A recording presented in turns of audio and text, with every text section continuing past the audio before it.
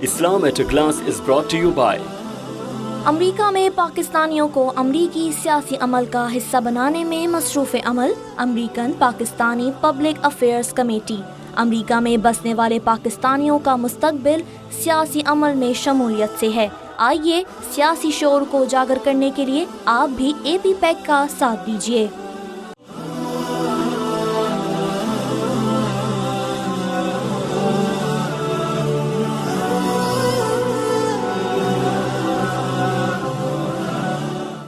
बिस्मिल्लाहिर्रहमानिर्रहीम।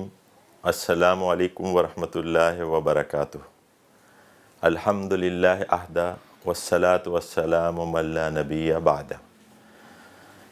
Dear viewers, today our topic is Islam and the modern life.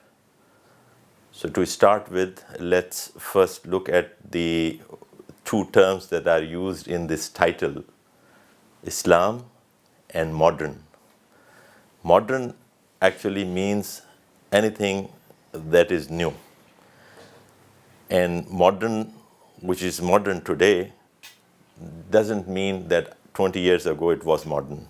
And 20 years down the line, what is modern today will be old and maybe obsolete, but then at that time there will be something else that will be modern. So this is about what modern is.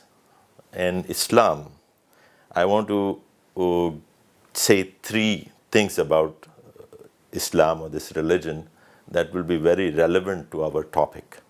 And I will establish the relevance as we go by. The first thing is that Islam is a deen or way of life, and not something which we call the rituals or some ibadat or some worship acts. That is part of Islam, but Islam is much more than that. So Islam is a way of life, and Islam is such a way of life which is complete. That is what Allah tells us in the Quran, that it is complete. It is, and also it is expected of the followers of this religion or this deen to follow it in totality. Ya ayyuhallazina amanu udkhulu fis silmi kaffa. So in totality, not partly, not part-time Islam, but in totality. If you want to see the fruits of this deen, if you want to see the benefits in your life and in your society, then you have to adopt it in completeness. That's how you will see the real fruits of this religion and this deen. This is the first thing you should understand, or we should understand. The other thing about Islam is that this is the religion, or this is the way of life of the nature of men, which has not changed over the centuries. It has remained the same. So in one of the hadith of Rasulullah sallallahu alaihi wasallam, it is mentioned that kullu mawludun waladun alal fitra. So all the newborns are born on the nature or the fitra. So the nature of insan stayed the same over the years and over the centuries. So the way insan or the man interacts with its environment, the basics has remained same. So what I am trying to establish here from the first one point I made is that it is mukammal, it is complete way of life. And the second point I said that it is according to our nature. So these two points tell us that there is no difference between something being modern and what is Islam.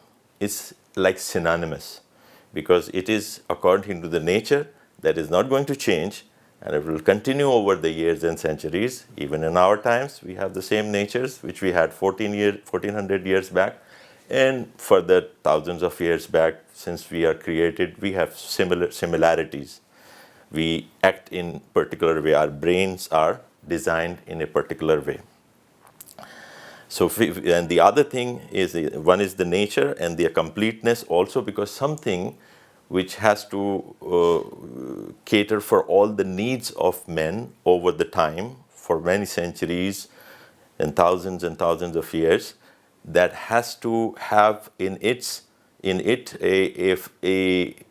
a flexibility to adapt to new realities of life, which are coming up day to day. So yes, the basics are same, but within Islam, there is built-in flexibility that it caters for all the needs that are coming in the new times, in the modern times. So continuously, as the age progresses, the modern things, the new things come up, and we interact with new environment daily basis, and every year there's something new. So Islam, with its fundamental basic principles, provide the guidance to get directions to deal with the things that are coming up in the new world. So that is the third point I wanted to say about Islam.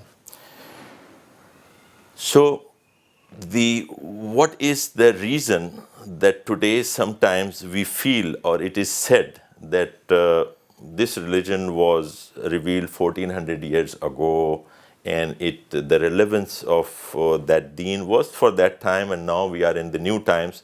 Of course, a believer will believe in these three aspects of Islam, which I just explained to you, that it is according to the nature, it is for all the times and all the places, and also it is complete. So all these things are telling us that it is for all times. But we are believers, we have to believe in that. But if for some reasons our mind are influenced by certain things that are happening around us, and our thinking is affected by that, that's why we start thinking, no, modernism is something else and Islam is something else. To be modern, you have to be in a certain mold. And what is that mold? That is the mold of a dominant culture or society which is present or prevailing at a particular time. So for example, in our times, there is no second guess on that the prevailing or the overwhelming nature of the Western culture and society, we will talk a little bit about the history of that as well, is dominant. And it is in the nature of the men that what is dominant, it start thinking that maybe that is the modern way of life, and that is how we have to live to be known as modern people. If we differ from that, then we will be going in another direction. That is how human brains think. The dominant societies, the dominant cultures always affect the people who are kind of subservient. So unfortunately, what has happened, let's look a little bit into the history, that unfortunately what has happened with the Muslims, that around when the 20th century started, at that time, there were hardly any Muslim nations which were free or independent. All of the Muslim land and Muslim countries have been taken over by the colonial powers of Europe over the years. And as I said, that around the turn of the century, 1900 and something, there was no country, maybe Turkey and Afghanistan, there were a couple of countries which were free. But rest of the world rest of the Muslim world was under the occupation of the colonial powers. So we became subservient, so we started admiring our masters. So if we started even admiring the way they look, the way they dress, the way they eat, and all those things. To a certain limit, it's no problem in that. You as long as you are, as I mentioned to you, there are fundamental principles explained in Islam. You follow that, and you follow your dressing accordingly. And even if you follow, the way of dressing of some other nation, as long as you are not crossing the boundaries of unlawful things in Islam, it's okay. But the problem lies in the fact that it is a reflection sometimes of the mindset. The mindset is that you always think of yourself as inferior or as weak, and then it started developing, from minor things. You adopt the language, you adopt the culture, you adopt the clothes and clothing styles and all that. And slowly you go into the areas, you adopt their financial system, you adopt their, which is completely, in many cases, against the norms that are prescribed in Islam, right? For example, the financial system based on interest. Islam is completely against that. It is the big sin to get into that. But because this is the dominant society, we say that we are not able to live without that. So we not only with karaha or with the dislike we go into that, but sometimes we just adopt it. So this is unfortunate part of the history that has happened with the Muslims. So that's what we are going through. But the good thing is that now it's after, we are in 2018, 19. That's where we are coming out of that situation now. We are going back to the basics. We are realizing that is not to be modern doesn't mean that you follow even whatever is is a norm in the other culture just because they are dominant. This is not a right way of thinking. So the things are getting better. The institutions are being created even in the places where the Muslim minorities are living, like United States or Western Europe and other countries. There are institutions being developed by the local communities, and also in some Islamic countries as well. So the whole system, because as I said, that Islam talks about the total system. It includes the financial system, the system of the government, the system of the judiciary, and all that. So there is progress, slow progress, but there is progress happening everywhere. And as I said, the Muslim minority communities also have good contribution in that. Like, for instance, in United States, like 20 years back, there was no institution which can offer interest-free loans. But now we have those institutions established in the US, and people living there have no excuse now to go into the areas which are unlawful according to Islam. So this is the modern age, and as I said, that in Islam, there is built-in flexibility and there is built-in framework. According to that, you can develop your institution, you develop new ideas, and Islam has always been. So let's first look at the other part of the history. That is the dominant society of today, which is the Western society. A famous historian from England, his name is Thomas Toynbee. He analyzes 29 civilizations of the world over the time, and describe them that some of them have reached to their peak and then destroyed, and some of them are arrested civilizations and so on. And then in the end, he says there are two civilizations that are flourishing even today. And those two are the successors of Hellenic civilization and the Islamic civilization. These are the two civilizations which are flourishing even today. And we have already looked into the Islamic civilization a little bit. The last part of the unfortunate times we have talked about. But let's talk about what happened to the Hellenic civilization and their successors, which are the Western civilization of today. It started in Greece, and then Roman Empire adopted it, and there was a marriage of Christianity with the Roman religion through Paul, and it continued in various forms and offshoots, and it spread. I have to cut short because it's too much detail into it, but it is existing today. Successors of the same route is existing today in the form of Western civilization.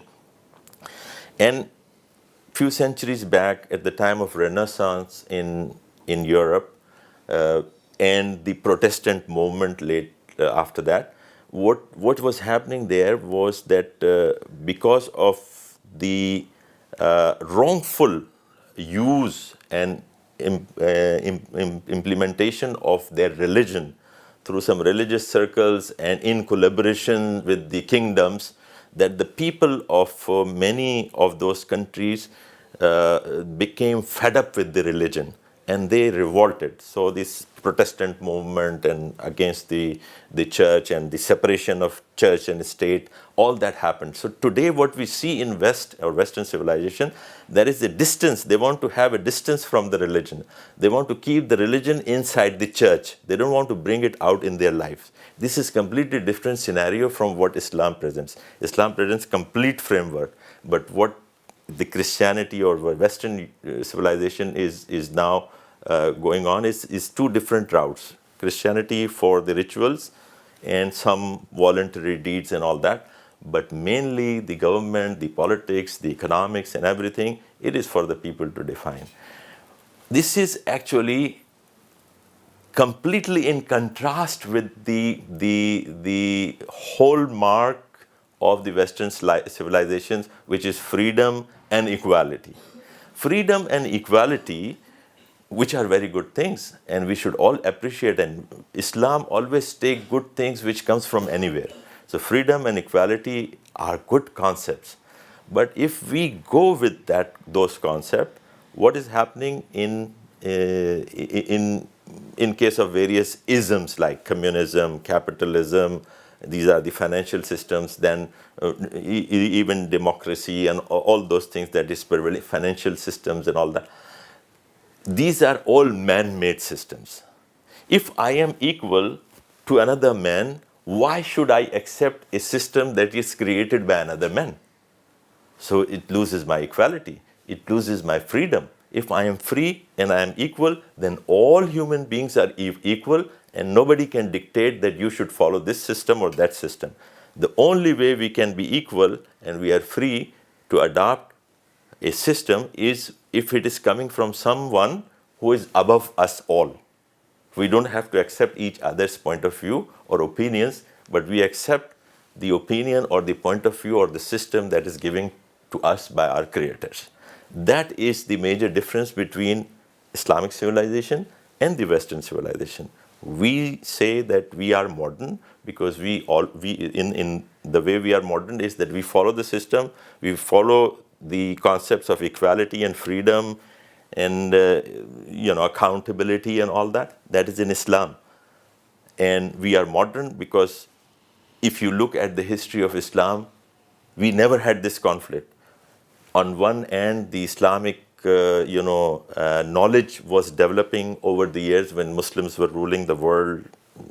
The control of the world was mostly in the hands of Muslims. So on one hand, the Islamic knowledge and the various areas in this Islamic knowledge were developing. On the other hand, we were developing the science and technology as well. So according to the needs of the modern times, we were giving the world what it needed, Muslims. And it were actually the Muslims who delivered the basics of science to Europe from where they picked up, and then they developed it. We accept and we appreciate their contribution in that. But the fact of the matter is that the basic contributions came from Muslims until 13th century or so. If I give you one example to end my talk, that would be, in Isfahan, there was a madarsa, or there was a school, there was a university with Ibn Sina being the head of that institution, who was a famous surgeon. I'm just giving you one example. I can give you, many, like Ibn al-Haytham, the laws of reflection and the geography and the mathematics and all that, algebra. But I'm just giving you one example of this university in Isfahan by Ibn Sina. At that time, in 1000 or so, they were doing surgeries, eye surgeries, for example. They were removing the cataracts through surgery. And they were doing the urine test at that time, and they were able to diagnose 21 diseases through urine testing. They were able to diagnose diabetes at that time. They didn't know the name. They said it's a wasting disease, but they were able to see or to diagnose through the urine test that this is what is happening to that person. So surgery and all other areas I mentioned, and these universities of Islam, there was the dark ages of Europe. So the church or the kingdom under the influence of the church, they would not let the Christians to come and learn in these universities, because in here, when the Islamic institution they teach the deen as well. On one end, it doesn't matter. Deen works for everybody. The way of life is for everyone. So the church and the kingdoms there, they would not like the Christians to go to the Islamic world and then learn these things in these universities. Only the people who used to come here mostly were the Jews, because there was no restrictions on them. And some of the Christians, they will pretend to be Jews just to get education in these universities. So these were the Islamic institutions. So in Islamic institution, our deen, our way of life, and science and technology and many other fields of today's life, they go hand in hand. And as I said, that Islam, with all the first three things that I mentioned to you, according to nature, it's a complete religion, and it is made for all the times and all the geographical locations of the world. أقول قولي هذا واستغفر الله لي ولكم ولسائر المؤمنين والمؤمنات. السلام عليكم ورحمة الله.